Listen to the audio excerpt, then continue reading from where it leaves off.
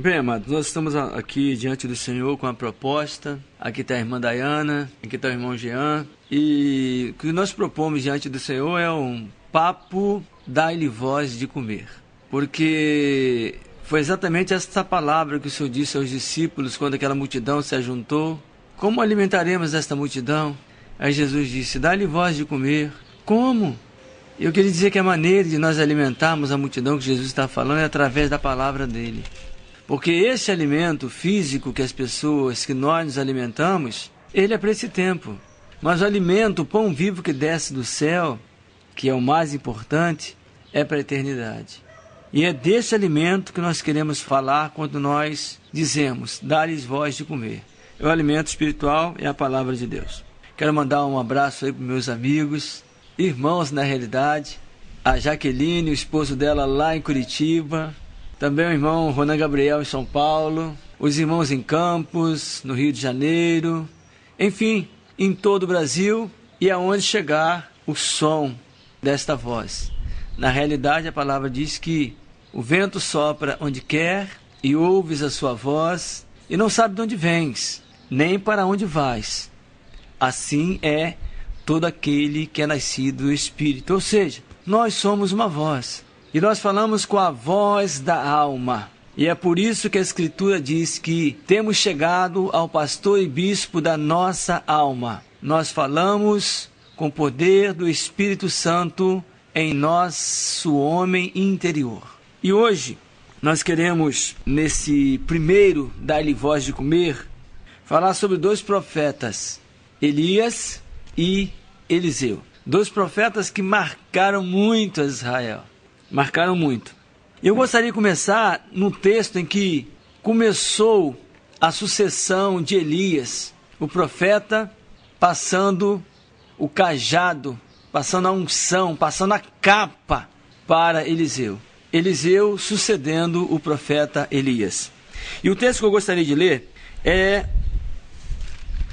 1 Reis, capítulo 19, a partir do versículo 15, que diz assim: E o Senhor lhe disse, Deus falando com Elias, vai, volta pelo teu caminho para o deserto de Damasco, vem e unge a Azael, rei sobre a Síria, também a Jeú, filho de Ninsim, ungirás rei de Israel, e também Eliseu, filho de Safate, de Abel-Meloá, ungirás profeta em teu lugar. E há de ser que o que escapar da espada de Azael, matá-lo-á Jeú. E o que escapar da espada de Jeú, matá-lo-á Eliseu. Presta atenção nisso, irmãos. Deus não muda. Eu gostaria de falar também da imutabilidade de Deus. As pessoas hoje, irmãos queridos, estão confundindo. O Deus de ontem, o Deus de hoje, eternamente é o mesmo. Ele não muda. Com Deus não devemos brincar nem em pensamento. Lá na carta aos Hebreus diz assim: quebrando alguém a profecia, quebrando alguém um mandamento de Deus, pela boca de 2 ou 3 testemunhas, essa pessoa era condenada à morte. E ele continua dizendo, sabe o seguinte? Quanto mais aqueles que profanarem o sangue da nova aliança com que foste santificado. A Escritura diz que o julgamento seria maior, mais severo, hoje do que antes. Então, vamos manter seriedade diante de Deus, um Deus maravilhoso, um Deus que nos dá todas as coisas, um Deus que não é vingativo, porque na realidade, se eu disser que Deus pune os homens, que Deus mata os homens, talvez eu não estivesse dizendo a verdade, porque não é Deus quem faz isso. O homem é que procura a morte. Não foi Deus que introduziu a morte no mundo. Quem introduziu a morte no mundo foi Eva, dando ouvido a Satanás. É claro que Deus é o que dá a vida, é o que tira a vida. Mas quem permitiu que a humanidade caísse em desgraça foi o próprio homem. Então nós temos que estar muito atentos à palavra de Deus. Versículo 18 diz assim: também eu fiz ficar em Israel 7.000 todos os joelhos que não se dobraram a Baal e toda a língua que eu não beijou. Ou seja, Deus sempre tem um remanescente. O profeta Elias, na realidade, ele quando estava lá no Monte Horebe e conversando com Acabe, ele disse: só eu fiquei. Mataram todos os profetas de Israel. Olha só, Elias estava errado. E se eu, por exemplo, nesta noite, achar que só eu fiquei de profeta? Eu estou errado. Porque o Senhor deixou muitos profetas, milhares dele, talvez milhões em todo o mundo. Deus tem muitos profetas, pessoas guardadas por ele, para pregar a mensagem do evangelho dele, o evangelho de Jesus Cristo, o evangelho verdadeiro. E o versículo 19 diz assim: Partiu, pois, Elias dali, e achou Eliseu, filho de Safate, que andava lavrando com 12 juntas de bois adiante dele. E ele estava com a 12ª. Elias passou por ele e lançou a sua capa sobre ele. Então deixou ele os bois e correu após Elias e disse: Deixe-me beijar a meu pai e a minha mãe, e então te seguirei. E ele lhe disse: Vai e volta, porque que tenho eu feito? Voltou, pois, de trás dele e tomou uma junta de bois e os matou. E com os aparelhos dos bois cozeu as carnes e as deu ao povo e comeram. Então se levantou e seguiu a Elias e o servia. Daí em diante, Eliseu passa a seguir Elias, passa a observar o que Elias fazia e estava, na realidade, aprendendo com Elias. Olha só, primeira coisa que quando Eliseu foi achado pelo profeta Elias, na realidade, Eliseu foi achado antes de ser achado por Elias, Eliseu foi achado por Deus. Foi Deus quem disse a Elias para ir procurar Eliseu. E Eliseu estava no trabalho, estava trabalhando. É interessante que o texto diz que ele estava com a 12ª junta de bois. Eu vou ler de novo, versículo 19. Partiu, pois, Elias dali e achou Eliseu, filho de Safate, que andava lavrando com 12 juntas de bois. Olha só, ele andava lavrando com 12 juntas de bois. Aleluia! Será que isso aqui está aqui por um acaso? Eu gostaria de dizer para você que nada na Escritura é por um acaso. A Escritura é um livro meticulosamente, detalhadamente colocado por Deus, cada palavra. Tudo na Escritura tem um significado profético. E eu ouso dizer que a Bíblia é um livro totalmente profético. Como, por exemplo, o tempo que Jesus viveu aqui na Terra, nós conhecemos Jesus com 3 ofícios: profeta, sacerdote e rei.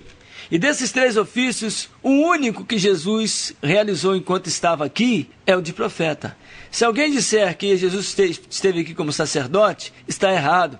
Porque a Escritura diz lá no livro aos Hebreus que se ele estivesse aqui, tão pouco sacerdote seria, havendo ainda sacerdotes que se ofereciam sacrifícios segundo o antigo pacto, ou seja, da tribo de Levi.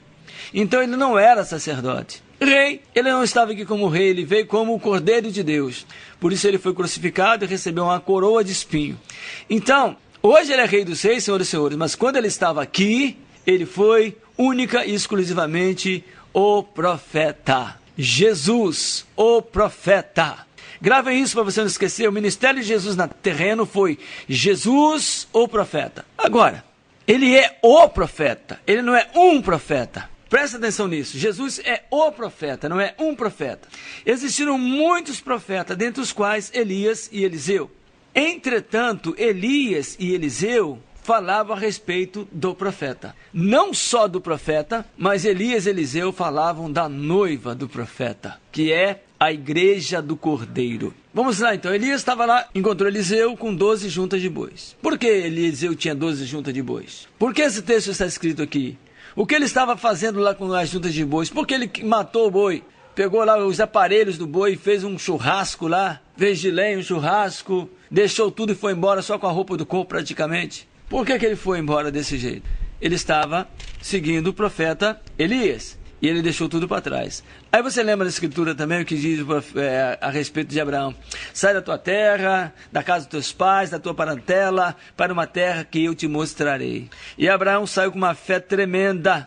Mais interessante, se alguém dizer Abraão prosperou, eu quero dizer uma coisa para você. A Escritura diz acerca de Abraão, nosso irmão, o seguinte: que ele morreu sem ter alcançado as promessas, mas vendo-a de longe, confessou que era estrangeiro e peregrino na terra, mostrando com isso que Abraão buscava uma cidade celestial, cujo arquiteto e construtor é Deus. Então, já entendemos que a Escritura toda fala acerca dos profetas, dos passos dos profetas, e os profetas falam acerca de Jesus e da igreja. E este texto de Eliseu, deixando as 12 juntas de bois, eu gostaria de esclarecer primeiramente. o nome de Elias. O nome de Elias significa o Senhor é Deus. Creio que vocês já saibam. E o nome de Eliseu significa Deus é a salvação.